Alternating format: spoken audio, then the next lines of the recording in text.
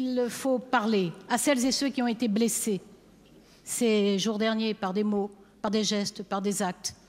Leur dire qu'ils sont pleinement de cette société et que nous savons que la responsabilité de la puissance publique, c'est de lutter contre les discriminations.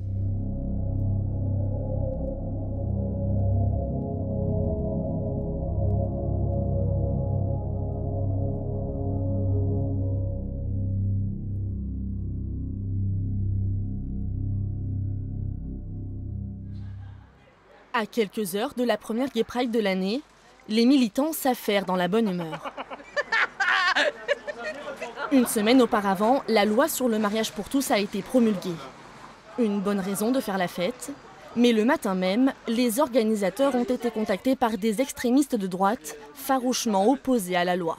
Ce matin, on a reçu un mail de Vox Populi qui nous avertissait, qui nous informait de la demande d'interdiction de la Gay Pride aujourd'hui. Je pense qu'on remet en question beaucoup de choses pour eux, sur le modèle classique qu'ils défendent ardemment.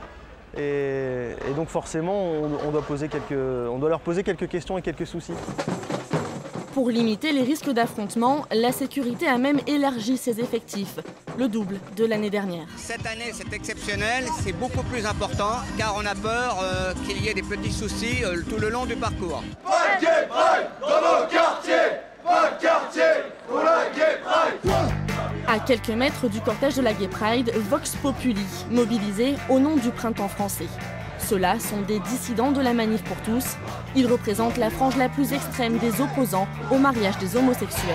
Deuxième, troisième génération, nous sommes tous des enfants d'hétéros. Je tiens à certaines valeurs et je ne veux pas de cette société dégénérée. Racisme, sexisme, homophobie et hop tout ça à la poubelle. L'homophobie, elle est là depuis longtemps, elle a toujours été là. Il se trouve juste que ça fait un an qu'elle est complètement décomplexée et que on l'a subie beaucoup plus fort. Ceci dit, dès que la loi aura été un peu intégrée et que sera rentrée dans les mœurs, on estime que ça devrait aller mieux. Au centre LGBT de Tours, les bénévoles donnent de leur temps pour soutenir les homosexuels.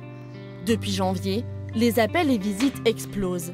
Une fréquentation en hausse de 300% par rapport à l'année dernière. Pour la communauté gay et lesbienne, le climat s'est clairement dégradé. Les injures, c'est une réalité quasi quotidienne. Oui. J'ai pu moi-même entendre et me faire insulter gaiement, surtout le soir, hein, quand les personnes sont un peu alcoolisées, donc désinhibées. Mais oui, c'est une réalité qui est quotidienne. Ouais. Le débat sur le mariage pour tous y a fortement participé.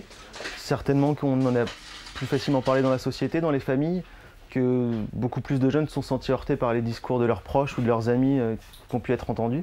Et puis toutes ces manifestations qu'on voyait tous les jours, ces propos souvent excessifs, là aussi n'ont pas permis à chacun de se sentir en sécurité ou pouvoir vivre leur vie librement non plus. Ce dimanche 26 mai à Orléans, les partisans de la Manif pour tous se sont donné rendez-vous. Tous vont se rendre à Paris pour un ultime défilé.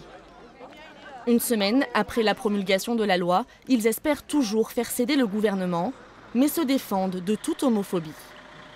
Non, je ne suis absolument pas homophobe, d'autant plus que j'ai 5 enfants. Il peut très bien m'arriver qu'un de mes enfants soit homosexuel ou lesbienne. Ça peut tout à fait arriver. On ne sait pas exactement quelles sont les causes de l'homosexualité, mais ce n'est pas parce qu'on aime des gens, ce n'est pas parce qu'on les apprécie, ce n'est pas parce qu'on les accepte qu'on doit leur dire oui à tout. Le pacte, ça a été fait pour eux, c'est pas la peine d'en rajouter. D'ailleurs, la plupart des homosexuels sont contre. Hein. Pourquoi ils n'auraient pas ce droit qu'on a tous, nous les autres? Mais parce que tous les droits ne sont pas extensibles à tout le monde. Et pourquoi? Parce que le mariage, ça a été fait pour un homme et une femme et pas pour 2 hommes et 2 femmes, tout simplement. Le long de la route qui mène à la capitale, dans les rues d'Orléans, ces derniers mois, les messages des anti-mariages pour tous se sont multipliés. Dans les lieux de passage, ils réaffirment chaque jour leur opposition à la loi Taubira.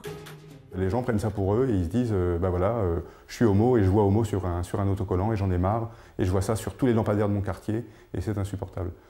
Donc voilà, il y a un climat qui a été créé par ceux qui se sont opposés au mariage et ce climat il est vraiment détestable pour beaucoup de gens. Sur son site internet, ce militant écolo et homosexuel pointe du doigt cette pollution visuelle, et dénonce une homophobie inconsciente. Quand la personne va poser une affiche, quand elle va faire un tag, elle ne s'en rend pas compte, elle ne va pas casser du PD, elle ne va pas stigmatiser une lesbienne ou un trans, et puis elle va s'en aller après. Elle pose cette chose et elle s'en va. Par contre, elle ne voit pas toutes les conséquences qu'il y a derrière. Selon l'Institut de veille sanitaire, les gays feraient 6 fois plus de tentatives de suicide que les hommes hétérosexuels. Une conséquence du mal-être identitaire et du rejet. C'est l'homophobie qui tue au sens où cette homophobie elle va être intériorisée par le jeune. Il faut se dire qu'un jeune qui ne sait pas encore qu'il est homosexuel va entendre en moyenne par jour 50 fois une insulte homophobe. On va le dire, un PD enculé dans une cour de récré, c'est 50 fois par jour. Donc quand il découvre à 13, 14, 15, 16 ans qu'il est homosexuel, ça fait des années qu'il a intégré ces insultes comme étant la pire des choses. Donc forcément, quand il va découvrir que ça le concerne, à l'intérieur, c'est comme un tsunami, une bombe atomique intérieure, comme vous voulez, mais c'est un passage à très haut risque suicidaire. Il y a 30 ans en France, l'homosexualité était encore passible de prison. Depuis, les lois ont évolué bien plus vite que les mentalités.